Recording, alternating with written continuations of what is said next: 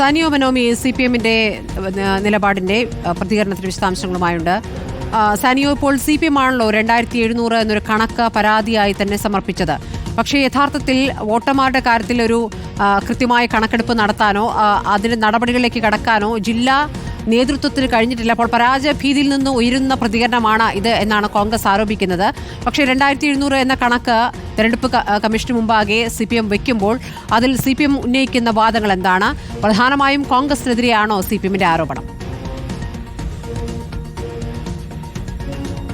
സ്മൃതി, സ്വാഭാവികമായും അല്ലെങ്കിൽ പ്രധാനമായും കോൺഗ്രസിനെതിരെ തന്നെയാണ് LDF-ന്റെ ഒരു ആരോപണം പോകുന്നത്. കാരണം LDF പ്രവർത്തകർ കൃത്യമായി CPM ജില്ലാ കമ്മിറ്റി ഓഫീസിലിരുന്ന് ഈ ഒരു വോട്ടേഴ്സ് ലിസ്റ്റ് മുഴുവനായി പരിശോധിച്ചതിൻ്റെ അടിസ്ഥാനത്തിലാണ് 2700 വോട്ടുകൾ ഇത്തരത്തിൽ ഉണ്ട് എന്ന് മനസ്സിലാക്കിയത് എന്നാണ് ജില്ലാ നേതൃത്വം പറയുന്നത്. അതായത് അതിൽ ഇരട്ട വോട്ടുകളുണ്ട്, വ്യാജ വോട്ടുകളുണ്ട്, കുടുംബ പഞ്ചായത്തിൽ നിന്നടക്കം ഇങ്ങോട്ട് മാറ്റി ചേർത്ത വോട്ടുകളുണ്ട്. ഈ വോട്ടുകളൊക്കെ അങ്ങനെയാണ് കണ്ടുപിടിച്ചത് എന്നാണ് CPM ജില്ലാ നേതൃത്വം പറയുന്നത്.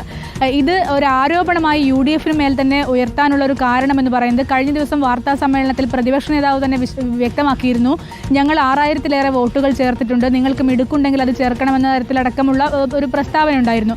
ആ പ്രസ്താവനയെയാണ് LDF ഇപ്പോൾ ഉപയോഗിക്കുന്നത്. അവർ പറയുന്നത് ഈ ചേർത്തത് മുഴുവൻ കള്ള വോട്ടുകളായിരിക്കും, അതിനവർക്ക് സമയം കിട്ടി. മാത്രവുമല്ല, നേരത്തെ അടക്കം വ്യാജ ID കാർഡ് ഉപയോഗിക്കുന്ന കേസുകൾ ഉണ്ടായിരുന്നു, അതിലെ പ്രതികളടക്കം ഇവിടെ ക്യാമ്പ് ചെയ്യുന്നുണ്ട് തുടങ്ങിയ ആരോപണങ്ങളാണ് ഇടതുപക്ഷം UDF-നെതിരെ ഉന്നയിക്കുന്നത്. പക്ഷേ ഇത്തരത്തിൽ ഇരട്ട വോട്ടുകളോ കള്ള വോട്ടുകളോ ഉള്ള ആരെങ്കിലും വോട്ട് ചെയ്യാൻ വന്നാൽ കൃത്യമായി അത് തടയുമെന്ന നിലപാട് തന്നെയാണ് CPM-നുള്ളത്. മാത്രവുമല്ല, CPM മാധ്യമങ്ങളോടക്കം വ്യക്തമാക്കി പറയുന്നത് നിങ്ങൾ വാർത്ത കൊടുക്കൂ, അങ്ങനെ കള്ളവോട്ടുകൾ തടയാൻ കഴിയട്ടെ എന്നുള്ളതാണ്. അതായത് ആർക്കൊക്കെയാണ് കള്ളവോട്ടുകൾ, ഇങ്ങനെ കള്ളവോട്ടുകൾ ചെയ്താലുള്ള ഭവിഷ്യത്തുകൾ എന്തൊക്കെയാണ് എന്നുള്ള വാർത്തകൾ മാധ്യമങ്ങൾ കൃത്യമായി നൽകുന്നതിലൂടെ മാത്രമേ അത്തരം ആളുകൾ 2 വോട്ട് ചെയ്യാൻ വരാതിരിക്കുകയുള്ളൂ, അല്ലെങ്കിൽ കള്ളവോട്ട് ചെയ്യാൻ വരാതിരിക്കുകയുള്ളൂ എന്നൊരു നിലപാടാണ് CPM പറയുന്നത്.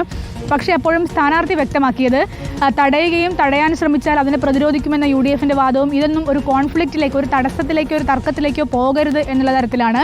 ഇതൊരിക്കലും ഒരു തർക്കത്തിൻ്റെ ഭാഗമല്ല.